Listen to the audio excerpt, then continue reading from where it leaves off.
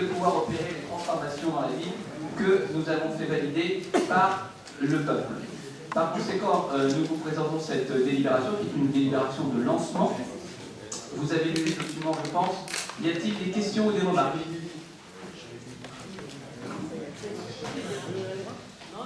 Monsieur Rambini? Alors effectivement, lors de la campagne électorale, nous avions alerté nos concitoyennes et concitoyens sur le fait qu'effectivement, nous craignions que très rapidement vous ne lanciez ce type de procédure. Moi j'avais dit 6 mois, 1 an, mais je me suis trompé effectivement, puisque dès le premier conseil municipal, vous lancez la révision du plan local d'urbanisme.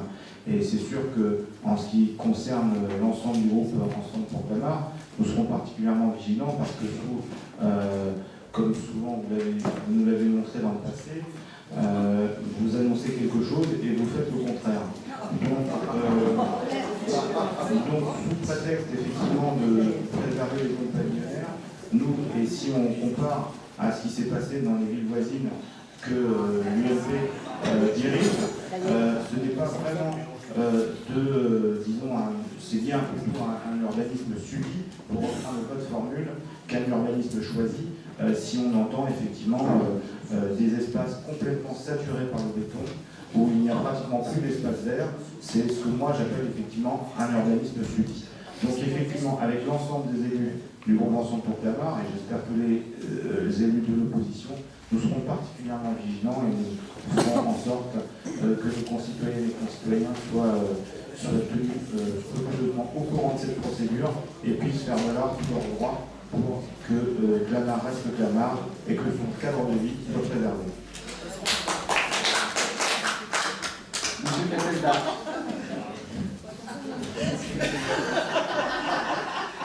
Bien seul, monsieur. Merci. C'est vrai que vous lancez très rapidement cette procédure de révision du plan local d'urbanisme.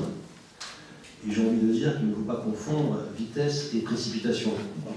Puisque à peine le conseil municipal est-il installé, que déjà vous nous soumettez cette délibération qui, sur le fond, est extrêmement vague, n'apporte aucune précision sur vos intentions réelles et sur la forme me semble particulièrement attaquable, mais j'y reviendrai. Alors on va commencer par le fond, hein, puisque en général, lorsqu'on modifie un document aussi important dans l'urbanisme, on s'assure déjà, avant même de lancer la procédure, qu'il y a des motivations fortes et importantes et déjà des pistes de réflexion pour engager la révision du PLU. Je note que sur la mutabilité des terrains et des réserves foncières, vous êtes extrêmement vague. Dans le rapport qui nous est soumis dans le projet de délibération, vous faites référence à des enjeux communaux évidents, je vous cite, des enjeux communaux évidents découlant de la mutation de ces sites, et ce travail s'avère nécessaire en application des objectifs fixés par le SDRIF, la loi Allure et la loi Métropole. Vous parlez d'évidence, je crois que les Clamartois qui vont être amenés à réfléchir sur ce plan local d'urbanisme aimeraient bien savoir ce qui pour vous est évident. C'est bien la moindre des choses lorsqu'on demande l'avis à la population sur un document aussi important. Vous nous proposez de nous doter d'un document, mais on n'a aucun schéma, aucun plan, aucune trame de ce que vous voulez faire. Dans la liste de ce que vous souhaitez mettre en œuvre, vous mettez à certains moments valoriser et qualifier les espaces urbains afin d'organiser un développement économique pertinent et performant dans le respect du principe de mixité sociale. Alors, je ne sais pas si c'est une faute de frappe et si vous vouliez écrire mixité fonctionnelle, mais on ne voit pas trop ce que vient faire mixité sociale dans le développement économique. D'ailleurs, vous faites plusieurs fois référence au schéma directeur d'aménagement des villes de France, en disant qu'il faut se mettre en conformité avec ce schéma, en effet, qui a été validé par l'État par décret. Je vous rappelle que dans ce schéma directeur, il est prévu un objectif de 30% de logements sociaux dans toutes les communes de plus de 30 000 habitants de l'agglomération parisienne à l'échéance 2030, et qu'à part cette référence sur la mixité sociale au détour d'une phrase qui concerne le développement économique, il n'y a absolument rien concernant cet objectif. Vous nous proposez également de prendre en considération les objectifs de la territorialisation de l'offre de logement, qu'on appelle communément la TOL, c'est un terme un peu barbare. On aimerait quand même que vous nous rappeliez quels sont ces objectifs, puisque vous avez crié pendant des années densification, nous avons résisté le plus possible à ces objectifs de construction de logements sociaux que l'État a voulu imposer, puisqu'il y a eu en moyenne environ 200 logements construits chaque année à Clamart, même un petit peu moins si on fait la moyenne sur 10 ans. L'objectif de l'ATOL, tel qu'il est affirmé par l'État et tel que l'État veut nous l'imposer, c'est pratiquement de doubler ces constructions. Alors, est-ce que pour vous, cet objectif de l'ATOL est quelque chose dans lequel vous voulez aller, et donc à ce moment-là, doubler le nombre de logements construits chaque année à Clamart? Je crois que là aussi, il faut être clair lorsqu'on est sur concertation en direction de la population et lorsqu'on parle d'objectifs de l'ATOL, la moindre des choses, c'est de rappeler quels sont ces objectifs. De la même manière, lorsqu'on parle des continuités écologiques, des corridors, des réservoirs, 3 petits points, on aimerait là aussi avoir quelques précisions. Je dois vous dire qu'on reste énormément sur sa foi lorsqu'on lit ce projet de délibération qui est vraiment extrêmement vague et extrêmement incomplet. De la même manière, vous parlez de lutter contre l'habitat indigne et dégradé. On aimerait savoir où à Clamart nous avons de l'habitat indigne et dégradé, dans quelle proportion, quels sont le nombre de logements qui sont visés par cette lutte. Tout ça est l'affirmation dans une phrase, mais qui n'apporte là aussi aucune précision. Vous nous proposez également de lutter contre les modes d'occupation du sol préjudiciables à l'image de la commune et au caractère et à l'identité des quartiers. Là aussi, on aimerait avoir des précisions. Ça veut dire quoi? Le mode d'occupation du sol préjudiciable à l'image de la commune et au caractère et à l'identité des quartiers. Moi-même, j'ai du mal à comprendre. Alors, mettez-vous à la place des Clamartois moyens, qui vont être amenés quand même à participer à la concertation. Sinon, le public, quelqu'un est capable de m'expliquer cette phrase, ce sera avec plaisir. Libérer des opportunités foncières en zone urbaine, notamment gelées par des servitudes. Là aussi, on aimerait avoir la précision. Tout ça est extrêmement vague pour ne pas dire autre chose. De la même manière, vous proposez d'organiser le renouvellement urbain sur les secteurs présentant un enjeu pour le devenir de la commune, en limitant la densification dans les quartiers déjà fortement urbanisés, en sauvegardant le secteur pavillonnaire. J'ai envie de vous dire que c'est déjà le cas dans l'actuel plus, mais surtout, et c'est là qu'on voit là l'endroit où vous voulez nous amener, en profitant des opportunités foncières en périphérie de la commune, telles que le secteur de la gare et les abords de la RD 906, dans un objectif de mixité fonctionnelle. Donc là aussi, on va avoir des précisions sur quels sont ces terrains, et puis les abords de la RD 906, c'est quand même très large et très vaste. La RD 906, c'est 3 km sur la commune de Clamart, donc de chaque côté, ça fait 6 km concernés, sans qu'on ait là-dessus la moindre précision. Et puis organiser l'évolution des équipements publics, là aussi on aimerait savoir à quels équipements publics vous pensez, avec quelle organisation, et ce que vous voulez vraiment faire en termes d'équipements publics sur la commune. Voilà, c'est une délibération qui, sur le fond, est extrêmement vague, et donc c'est dangereux lorsqu'on se propose de modifier un règlement aussi important que le PLU sans afficher clairement là où on veut aller. Je crois qu'on trompe les Clamartois. Et puis sur la forme, j'ai le regret de vous le dire, je pensais que vous alliez retirer cette délibération et je vais le proposer au Conseil, parce que sur la forme, votre rapport dans ce qui a été envoyé au conseiller, et puis de la même manière, dans le projet de délibération dont j'ai obtenu le projet tout à l'heure, on voit bien que vous ne prenez pas en compte les obligations légales, qui, je vous le rappelle, sont des articles du Code de l'urbanisme, articles L123-24 et R123-25, qui prévoient affichage en mairie, insertion d'une mention dans un journal du département, publication au recueil des actes administratifs, et ça c'est le minimum. Le minimum, ça ne figure pas dans le projet de délibération, ça ne figure pas dans le document qui a été envoyé au conseil municipal, on se prononce sur un document incomplet, d'autant que, j'ai envie de vous dire, ça c'est le minimum légal, on aurait pu s'attendre, si on veut vraiment associer les Clamartois, à ce qu'il y ait beaucoup plus d'actions qui soient menées en matière de concertation, qu'il y ait des réunions organisées dans chaque quartier, c'est bien normal, qu'il y ait des réunions thématiques organisées à l'échelle de la commune, et tout ça est complètement, également, évacué et absent de ce projet de délibération. Moi je crois que, comme je l'ai dit en introduction, il ne faut pas confondre vitesse et précipitation. Vous avez été élu, vous voulez changer le PLU, personne ne peut vous critiquer sur ce point, mais il y a des formes à respecter. Et lorsqu'on propose des délibérations en quelques jours, eh bien on arrive à des délibérations incomplètes, vague, qui ne donne pas les éléments du débat au Clermartois, et qui surtout, sur un aspect important, qui est celui de la publicité et de la concertation, sont complètement incomplets, et donc ils ne répondent pas au minimum légal, et on aurait pu s'attendre même à aller au-delà de ce minimum légal, je l'ai déjà dit. Moi je crois que c'est un dossier qu'il faudrait revoir, dans un souci d'associer l'ensemble des Clermartois, le revoir déjà en commission municipale, et les commissions municipales de façon à ce que les élus, les conseillers municipaux puissent travailler. C'est bien la moindre des choses, que ce type de dossier extrêmement lourd soit vu dans des commissions municipales, mais on n'a pas d'informations là-dessus, sur la manière dont le travail du conseil municipal va être organisé, mais c'est un sujet qui est quand même extrêmement lourd. Dans le précédent règlement du conseil, il y avait l'obligation de passer ce type de point en commission, de façon à ce que l'ensemble des membres des commissions soient bien informés et puissent poser des questions en amont du conseil municipal. Tel n'est pas le cas sur un sujet aussi important. Et puis également une commission extra-municipale de l'urbanisme, qui je crois pourrait à bon escient être consultée, à la fois sur les objectifs que vous affichez, mais également sur la méthode et le type de concertation qu'il convient de mettre en œuvre. Voilà, je crois qu'on est vraiment devant l'exemple d'un dossier qui est mal ficelé, sur lequel vous voulez aller beaucoup trop vite, sur lequel vous restez vague sur les objectifs et sur votre vision de la ville. Je crois que c'est une mauvaise chose de lancer le débat à partir d'une telle délibération, et puis surtout sur la concertation, on ne respecte pas le minimum légal, et j'aurais même souhaité qu'on aille au-delà de ce minimum légal.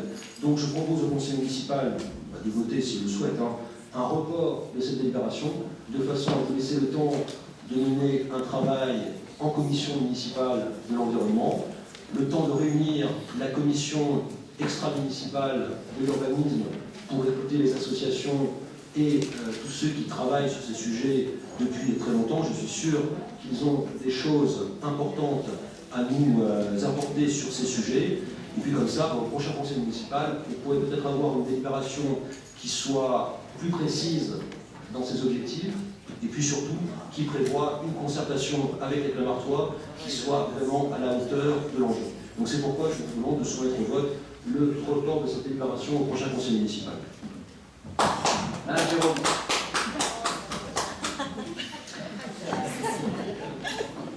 Oui, pas de procès de notre part, mais des questions effectivement des données objectives, et mon groupe se prononcera en fonction des réponses que vous pourrez nous apporter. Deux axes, effectivement. Le premier, c'est sur la mécanique que vous comptez employer effectivement pour que la plus large démocratie locale puisse s'exprimer sur un dossier extrêmement structurant comme celui-ci.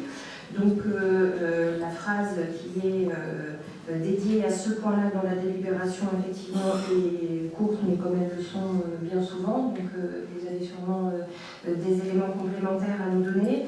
Donc effectivement, quelle va être très exactement la mécanique démocratique et participative pour que l'ensemble des citoyennes et des citoyens, ou à défaut leurs représentants via les corps constitués et des commissions, puissent être partie prenante à la révision de ce document. Et puis une deuxième question, c'est sur le délai. Donc l'alinéa suivant, puisque l'idée c'est de lancer la consultation à partir du 2 mai, et que celle-ci prenne fin, je cite, pour le public, 2 semaines avant l'organisation au conseil municipal du débat sur les orientations générales du plan d'aménagement et de développement durable, qui n'est pas daté en l'occurrence. Donc voilà, deux questions précises sur la mécanique démocratique et sur le timing. Merci. Très bien. Je vous remercie. Je vais commencer par répondre à ces points précis qui permettront de répondre à la plupart des interrogations.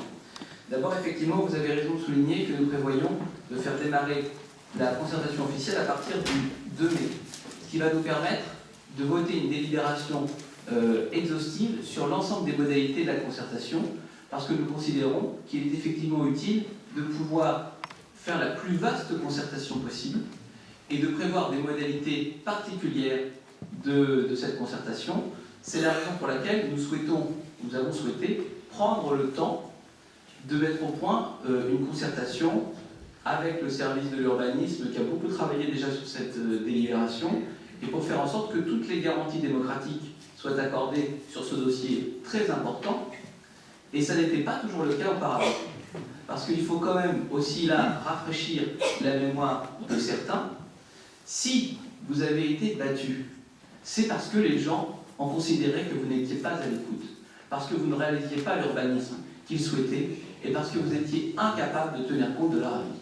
Donc là aussi, je pense qu'il faut regarder un tout petit peu dans le rétroviseur, faire son autocritique et analyser les conditions d'une défaite aussi flagrante et aussi massive que la vôtre. J'ajoute que quand vous nous dites urbanisme subi dans les villes voisines, mais dites-moi, avez-vous eu le temps de regarder les scores des villes voisines que vous citez toujours en contre-exemple? Êtes-vous au courant que les élus des villes que vous critiquez systématiquement ont été réélus au premier tour de façon massive, parfois jusqu'à 56, plus de 61% ou 77%? Êtes-vous conscient de cela? Vous qui pensiez et qui affirmiez il y a quelques semaines encore, être élu au premier tour, êtes-vous conscient du discrédit qui vous touche, vous, votre bilan et vos méthodes? Enfin, pour continuer, pour répondre précisément à la question d'Alain Jérôme, oui, début de la concertation le 2 mai, pour qu'on puisse, fin avril, en même temps que le vote du budget, préciser les modalités de cette concertation la plus large possible. Et ensuite, 2 semaines avant, pourquoi 2 semaines avant le vote? C'est pour avoir le temps de tenir compte des remarques qui ont été faites jusqu'au bout de la concertation, parce qu'on a considéré qu'en faisant 2 semaines avant, on doit envoyer des livres 5 jours avant, disons une bonne semaine avant. En arrêtant la concertation 15 jours avant, ça permet vraiment de tenir compte des toutes dernières remarques qui auront été faites sur les différents supports de concertation. Sur l'urgence, bien oui, il y a urgence à agir, parce que votre gouvernement, M. Kaltenbach, et vous-même en tant que parlementaire, vous avez voté des lois. La loi ALUR, la loi Métropole, qui vise à priver les maires, notamment ceux de la petite couronne, de leurs prérogatives en matière d'urbanisme. Donc oui, il y a urgence à nous protéger en votant un règlement d'urbanisme qui permette de faire le projet pour lequel nous avons été élus. Parce que, M. Ramonigno, vous avez l'air de vous étonner qu'on puisse faire ce qu'on dit en politique. Mais oui, ça arrive. Je sais que vous ne l'avez pas vu souvent jusqu'à présent, avec la majorité dont vous êtes issu, la majorité du précédent mandat, mais oui, il est possible d'agir conformément à ces engagements. J'ajoute à ce titre que cette délibération, elle vise à poser le cadre d'une réflexion. Cette réflexion, elle est, dans ses orientations, conforme à l'ensemble des engagements que nous avons pris. Et je vous invite à lire ou à relire le programme municipal de notre équipe, qui vous permettra d'avoir le sens de nos engagements, mais qui sont de toute façon repris dans les éléments que vous avez dans le rapport de synthèse et dans la délibération. Alors, je vais permettre au public de toute façon d'en avoir une vision claire dans les jours qui viennent, à la fois dans les parutions municipales et sur le site internet de la ville, et sans doute dans des supports dédiés. Nous le déterminerons ensemble lors du prochain conseil municipal, mais je ne suis pas du tout inquiet. Je sais de toute façon que vous avez l'intention d'attaquer toutes les décisions, toutes les délibérations qui pourraient nous permettre de réaliser notre programme, parce que vous n'êtes pas dans un état constructif, vous n'êtes pas dans un état d'esprit constructif manifestement. Donc, c'est ainsi. Vous parlez des commissions municipales. Je vous rappelle qu'au terme de la loi, le nouveau conseil municipal a 6 mois pour voter le règlement intérieur. D'accord? Le règlement précédent n'existe plus. Nous allons, conformément à la loi, prévoir un règlement intérieur et les élus de l'opposition pourront siéger dans des commissions qui auront l'occasion de s'exprimer sur l'ensemble des dossiers. Ce dossier, il va revenir très régulièrement devant le conseil municipal et l'opposition aura tout le loisir de le critiquer. Mais effectivement, nous ne sommes pas dans un détail exhaustif des mesures qui seront finalement inscrites dans le PLU. Pourquoi? Parce que c'est à travers la concertation que nous allons nourrir ce document en tenant compte de l'avis des habitants et des forces vives. Vous avez l'air de vous étonner que tout ne soit pas décidé d'avance. Quelle mauvaise habitude avez-vous dû prendre pendant toutes ces années? Oui, nous ouvrons le débat. Ça veut dire qu'il y a des choses à discuter, qu'il y a des choses à regarder de près, à analyser, à amender. Oui, nous sommes prêts à écouter les gens, à tenir compte de leur avis et à adapter nos règles d'urbanisme au projet sur lequel nous avons été élus et en tenant compte de l'avis de chaque quartier, de chaque corps de métier, de chaque force vive susceptible de nous aider à développer la commune, pour la valoriser, pour l'embellir, pour protéger ces zones pavillonnaires, pour sauvegarder ces espaces verts, pour augmenter la surface de ces espaces verts, pour faire en sorte que la ville soit une ville pour tous et pour faire en sorte que chacun s'y sente bien. Alors je ne vais pas revenir sur tout le détail de ce que vous avez dit parce que, bon, il y a beaucoup de choses évidemment qui sont inexactes. Oui, nous sommes attachés à la mixité sociale. Oui, nous sommes attachés à la mixité fonctionnelle. Oui, nous pensons qu'il faut une ville équilibrée. Et quand je vous entends dire, avec un mépris particulièrement marqué pour les habitants et pour le public ici, moi-même, je n'arrive pas à comprendre, mais monsieur, faites preuve d'un peu d'humilité. Je vous propose donc de passer au vote de cette délibération. Qui est contre? J'ai demandé à ce qu'il y ait un vote sur le report. Le vote sur le report n'existe pas dans la loi, il n'existe pas dans le conseil, dans le règlement intérieur, puisque le règlement intérieur n'est pas voté. Par conséquent, nous passons au vote. Qui est contre cette délibération? Donc vous interrompez le débat, vous Qui commencez. Monsieur Armenio, le débat est clos. Le maire a pris la parole, je me suis exprimé, j'ai répondu aux interrogations, nous passons au vote. Qui est contre? Très bien, personne n'est contre? Si, bien sûr, attendez, c'est pas... Très bien, c'est Madame Jérôme.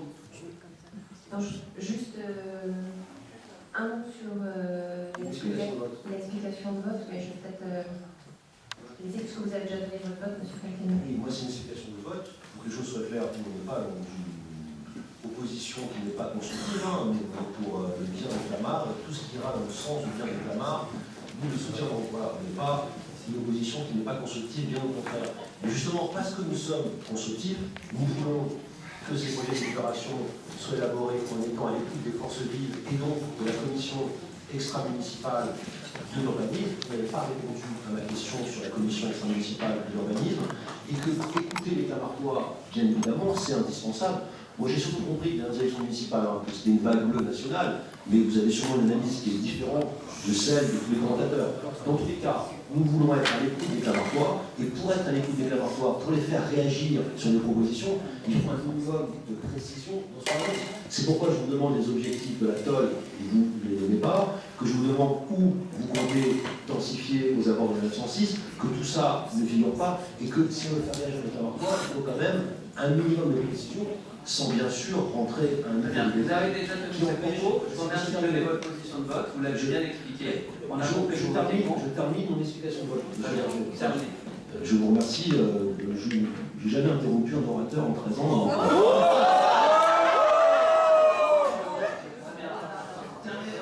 Voilà, et qu'ensuite, j'ai également parlé de la forme, et que nous voulons une position constructive, nous ne voulons pas que vous lanciez quelque chose d'aussi important que le PLU, en étant fragilisé sur la forme, parce que le projet de délibération oublie des éléments indispensables dans la concertation et dans l'information du public. Ça fragilise. Vous avez déjà donné tous ces arguments, je vous remercie. Je voulais décider une délibération. Je vous ai évidemment une délibération à l'intervenir pour préciser les modalités. Si vous ne voulez pas entendre, c'est très bien. Madame Giraud, votre explication de vote, s'il vous plaît, pour que nous passions au vote.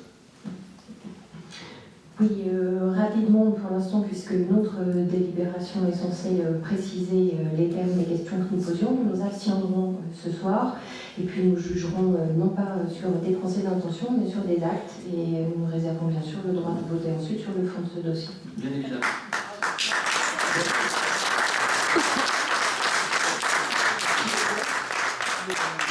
Qui s'abstient?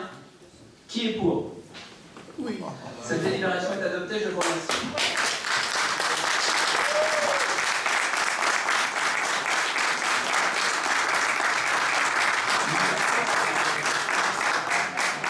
Nous passons au vote de la délibération suivante. Donc nous reprenons l'ordre du jour du conseil municipal, le point numéro 17, concernant la désignation des membres du conseil municipal au sein des lycées et des collèges.